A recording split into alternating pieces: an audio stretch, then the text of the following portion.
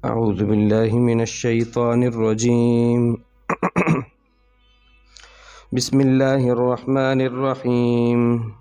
يسألونك عن الخمر والميسر قل فيهما إثم كبير ومنافع للناس وإثمهما أكبر من نفعهما ويسألونك ماذا ينفقون قل العفو كذلك يبين الله لكم الآيات لعلكم تتفكرون في الدنيا والآخرة.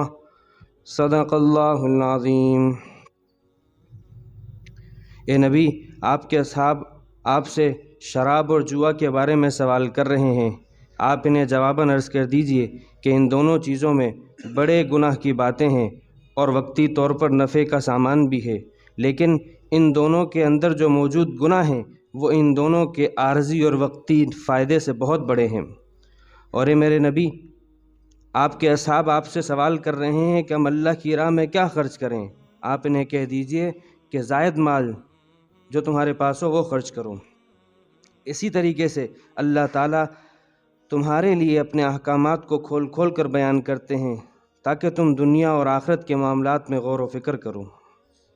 سورۃ البقرہ کی آیت نمبر 219 چل رہی ہے. کل بھی اس کا حصہ آپ کے سامنے اس کی کچھ تفصیل آئی تھی. حضرات صحابہ کرام رضوان اللہ تعالیٰ علیہ مجمعین کے مختلف سوالات اللہ تعالیٰ بیان فرما رہے ہیں. کل ہم نے یہ بات پڑھی کہ اللہ رب العزت نے بیان فرمایا کہ اے میرے نبی، آپ کے اصحاب آپ سے سوال کر رہے ہیں شراب اور جوا کے بارے میں. تو اللہ نے شراب اور جوا کے بارے میں حکم نازل فرمایا. اور کل آپ کے سامنے یہ بات آ گئی کہ اللہ رب العزت جو کہ رب العالمین ہے، آہستہ آہستہ اپنے بندوں کو کے لیے مشکل احکام کو ان کی طبیعتوں کے موافق کرتے ہیں. چنانچہ شراب جو کہ آج ہمارے معاشرے کی ایک بہت بڑی وبا اور بیماری بن چکی ہے، اس سے کئی گنا زیادہ عرب کے معاشرے میں یہ شراب عام تھی. اللہ رب العزت نے 4 مختلف مراحل کے ذریعے سے شراب جیسی عادت کو عرب میں بالخصوص صحابہ کرام رضوان اللہ تعالیٰ علیہ مجمعین سے چھڑوا دیا. سب سے پہلے اللہ رب العزت نے ذہن سازی کی. پہلی دفعہ جو آیت نازل ہوئی سورۃ النحل کی، اللہ نے فرمایا کہ وَمِن ثمرات النخیل والعناب، اللہ تعالیٰ نے تمہارے لیے کھجوروں اور انگور کے باغات پیدا کی ہیں، تم ان سے نشاور چیز پیدا کرتے ہو اور اس میں اچھا رزق بھی ہے تمہارے لیے. یہ پہلا موقع تھا. اللہ تعالیٰ نے نشے آور چیز کو ایک ایسے انداز میں بیان فرمایا، سمجھنے والے سمجھ گئے کہ اچھی چیز نہیں ہے. تو یہ پہلی ذہن سازی تھی. اگلا مرحلہ یہ آیا، آپ علیہ السلام نے صحابہ اکرام نے آپ علیہ السلام سے پوچھا، یا رسول اللہ، اس کی وجہ سے تو مال ضائع ہو رہا ہے، آپس میں دشمنیاں ہو رہی ہیں. اللہ تعالیٰ نے دوسرے مرحلے میں آیت نازل فرمائی. یہ وہ آیت ہے، فرمایا یسألونک، اے میرے نبی، آپ سے آپ کے اصحاب پوچھ رہے ہیں کہ ہم شراب اور جوا کے بارے میں آپ حکم بیان کیجئے. اللہ نے واضح حکم نہیں بیان فرمایا. اللہ نے کہا اس میں بڑی برائیاں ہیں، بڑی بیماریاں ہیں، اس میں تمہارے لیے وقتی طور پر نفع بھی ہوگا.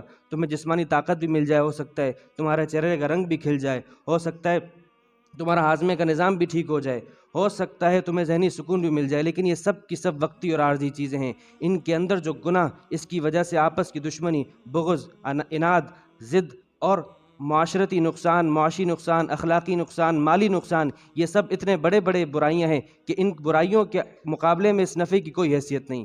تو اللہ تعالیٰ نے دوسرے مرحلے پر یہ بات بیان فرمائی، یعنی مشورہ دیا کہ اس کو نہ کرو، اس کو مت اپناؤ. پھر تیسرے مرحلے پر اللہ تعالیٰ نے وقتی طور پر پابندی لگا دی. فرما دی، یا ایھا الذین آمنوا لا تقربوا الصلاۃ وانتم سکارى، اے ایمان والو، نشے کی حالت میں نماز کے قریب مت جانا. اب یہ ایک وقتی پابندی لگا کر نماز کے قریب مت جانا جب نشے کی حالت میں ہو، ظہر، عصر، مغرب، عشاء، ان تمام اوقات میں نشے پر پابندی لگ گئی. تو ایک وقتی طور پر اگلے مرحلے پر اللہ تعالیٰ نے سورۃ المائدہ کی آیت نازل فرمائی اور واضح طور پر فرما دیا کہ یہ گندگی ہے، یہ شیطانی عمل ہے، تم اس سے بچو، تمہاری کامیابی اسی میں ہی ہے. اور اب تم بچو گے کہ نہیں بچو گے، اب ہم تمہیں دیکھتے ہیں. تو اللہ تعالیٰ نے واضح طور پر تدریجی انداز میں شراب کے بارے میں، تو شراب کے معاملے میں 4 مراحل سے ایک مشکل حکم کو اللہ تعالیٰ نے ہمارے لیے آسان کیا، حضرات صحابہ اکرام کے لیے آسان کیا. اب حکم یہی ہے کہ شراب حرام ہے. اسی طریقے سے دوسرا حکم جو اس آیت کے دوسری چیز اس آیت میں بیان کی کہ وہ ہے جوا. جوئے کے بارے میں بھی اللہ تعالیٰ نے 2 مراحل سے اس حکم کو گزارا. پہلی دفعہ یہی آیت اللہ تعالیٰ فرماتے ہیں دیکھو جوا میں ہو سکتا ہے تمہیں وقتی طور پر نفع ملے، اور وہ کیا ہوگا؟ ایک نادار، ایک مفلس جس کے پاس کچھ بھی نہیں ہے، ایک بازی مارے گا اچانک سے مالدار بن جائے گا، لیکن اس کا جو یہ نفع ہے یہ ایک عارضی اور وقتی ہے، ہو سکتا ہے اس کی وجہ سے اخلاقی، معاشرتی، مالی اور جو نقصانات ہیں ان کو گنا نہیں جا سکتا۔ چنانچہ اخلاقی نقصان کیا کہ ایک انسان کی لالچ اور خود غرضی اتنی انتہا کو پہنچ جاتی ہے کہ وہ اپنا نفع دوسرے کے نقصان میں سوچ رہا ہوتا ہے۔ جوا میں یہی ہے، یعنی مجھے نفع تبھی ہوگا جب سامنے والوں کو نقصان ہوگا۔ تو انسان کی خود غرضی انتہا کو پہنچ گئی۔ اللہ فرماتے ہیں حالانکہ مومن کی، مسلمان کی تو شان یہ ہونی چاہیے کہ وہ دوسرے کو نفع پہنچائے، یہاں تمہارا نفع دوسرے کے نقصان پر موقوف ہے، یہ بہت بڑی اخلاقی بیماری ہے۔ اور پھر معاشرتی بیماری، معاشی بیماری، جو آدمی جواری ہے وہ کام کاج سے عاجز ہے، اب کام کاج نہیں کر سکتا، وہ اس کو لت پڑ گئی جوئے کی تو اب کام کاج نہیں کرے گا۔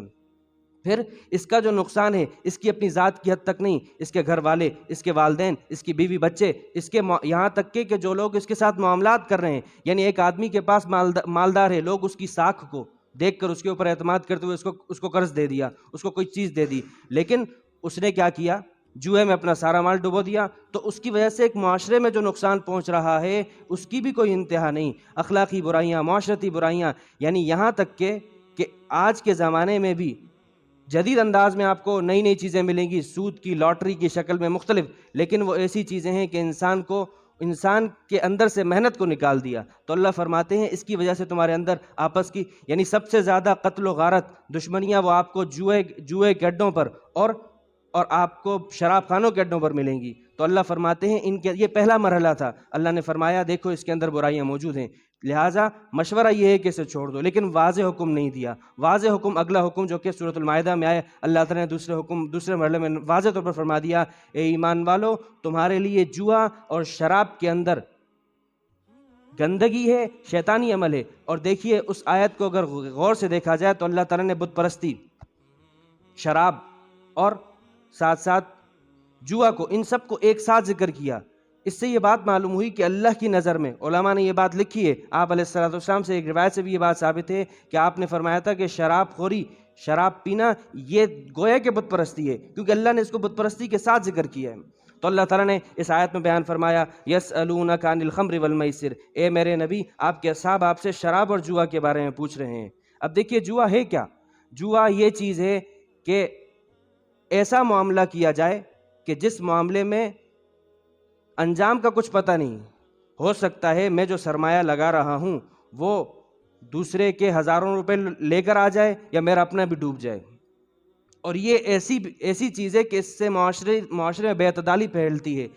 شریعت نے ہر اس چیز پر پابندی لگائی ہے کہ جس کے نتیجے میں مال چند مخصوص افراد کے ہاتھ میں آ جائے۔ سود پر پابندی ہے، حرام ہے، اس کی حکمتوں میں ایک حکمت یہ ہے کہ اس کی وجہ سے ایک ہی چند افراد کے ہاتھوں میں پیسہ آ جاتا ہے۔ ذخیرہ اندوزی حرام ہے، چند افراد کے ہاتھوں میں پیسہ آ جاتا ہے۔ اللہ تعالیٰ نے واضح طور پر فرمایا کہ لا یکون دولۃ بین الناس، پیسے کو، مال کو لوگوں کے درمیان روانی کے ساتھ گھومتے پھرتے رہنا چاہیے، ایسا نہ ہو کہ چند مخصوص افراد کے ہاتھوں میں آ جائے۔ تو جوا بھی ایسا ہی ہے۔ تو جوا میں اب اس کی مختلف صورتیں ہیں۔ آج کل ہمارے معاشرے میں یعنی مختلف کھیل، کہیں سنوکر ہے، کہیں کیا ہے، اس پر جو شرط لگا کر کھیلا جا رہا ہے یہ سب کا سب حرام ہے۔ چنانچہ اگر بازی اس طرح کھیلی گئی کہ دو آدمی کھیل رہے ہیں اور یہ کہتا ہے کہ اگر میں جیتا تو تم دو گے اور تم جیتے تو میں دوں گا، تو اس طریقے سے یہ جو پیسہ آ رہا ہے شرط لگا کر، یہ حرام ہے، حرام ہے، حرام ہے۔ ہاں یہ صورت جائز ہو سکتی ہے کہ ایک تیسرا آدمی یہ کہے کہ تم دونوں کھیلو، تم دونوں میں سے جو جیتے گا میں اسے انعام دوں گا، تو یہ انعام ہوگا۔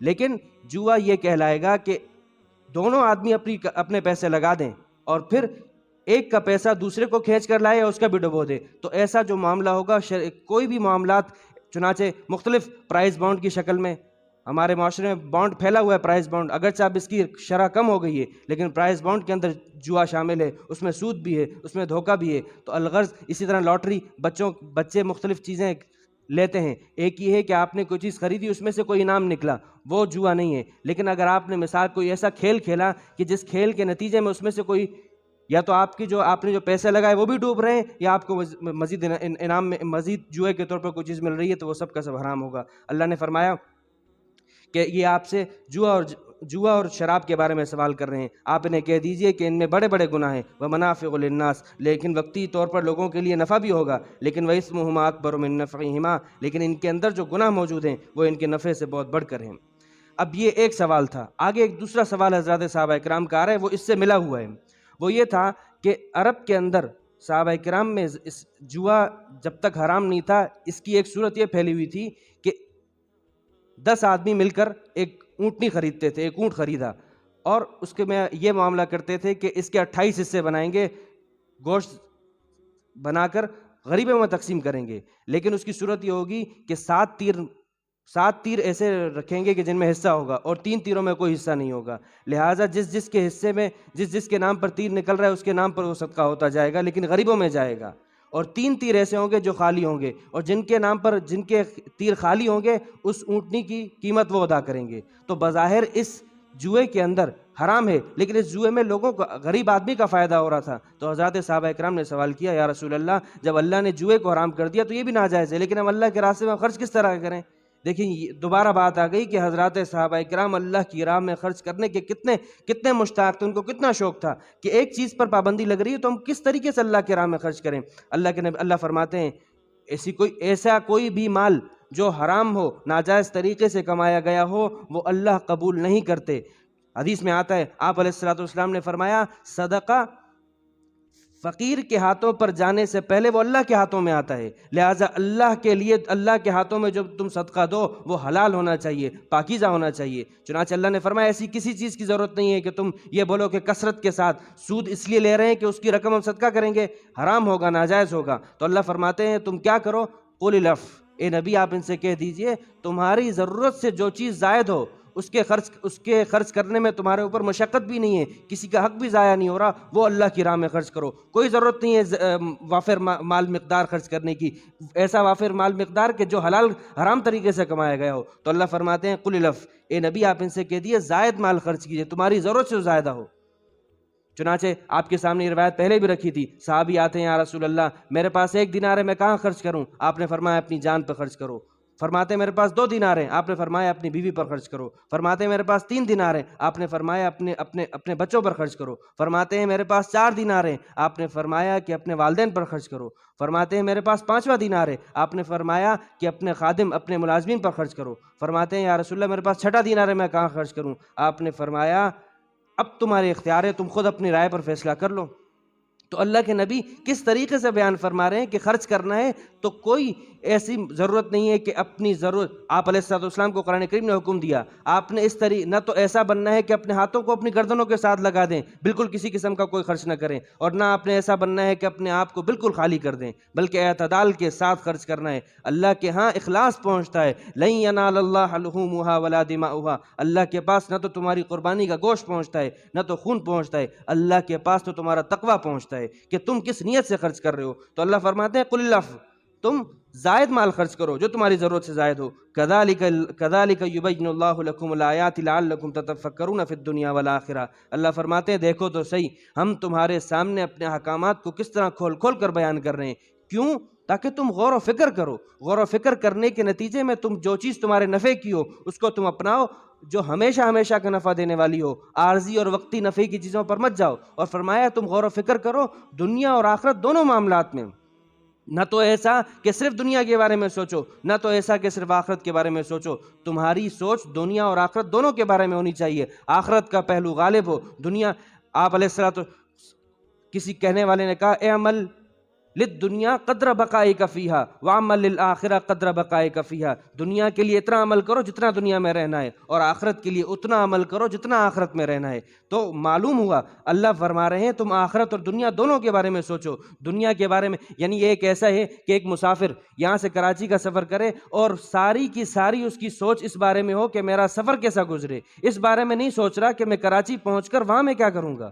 تو ہمارا معاملہ بھی کچھ ایسا ہی بن چکا ہے کہ ہم اس دنیا میں مسافر ہیں، ہم اس سفر کے بارے میں، مسافرت کے سفر کے بارے میں تو سوچ رہے ہیں کہ ہم نے کیا کرنا ہے، کس طرح رہنا ہے، بیوی بچے، جگہ، یہ وغیرہ سب کچھ، لیکن فکر نہیں، تو اس چیز کی فکر نہیں کہ یہ سفر ہمیں جس منزل پر پہنچا رہا ہے وہ منزل ہمیں، اس منزل کے لیے ہم نے کیا تیاری کی۔ تو اللہ فرماتے ہیں تم دنیا اور آخرت دونوں کے بارے میں سوچو، پھر سوچنے کے بعد طے کرو، اپنی عقل لڑاؤ، اللہ نے تمہیں عقل دی ہے، اس عقل سے فیصلہ کرو کہ تمہارے لیے کیا نفع ہے کیا نقصان ہے، اور کتنا نفع کتنی چیز میں ہے، کتنا نقصان کتنی چیز میں ہے، کون سا نفع عارضی ہے کون سا نفع دائمی ہے، کون سا نقصان عارضی ہے اور کون سا نقصان دائمی ہے، اسی حساب سے عمل کرو۔ اللہ تعالیٰ عمل کی توفیق عطا فرمائے۔ وآخر دعوانا الحمدللہ رب العالمین۔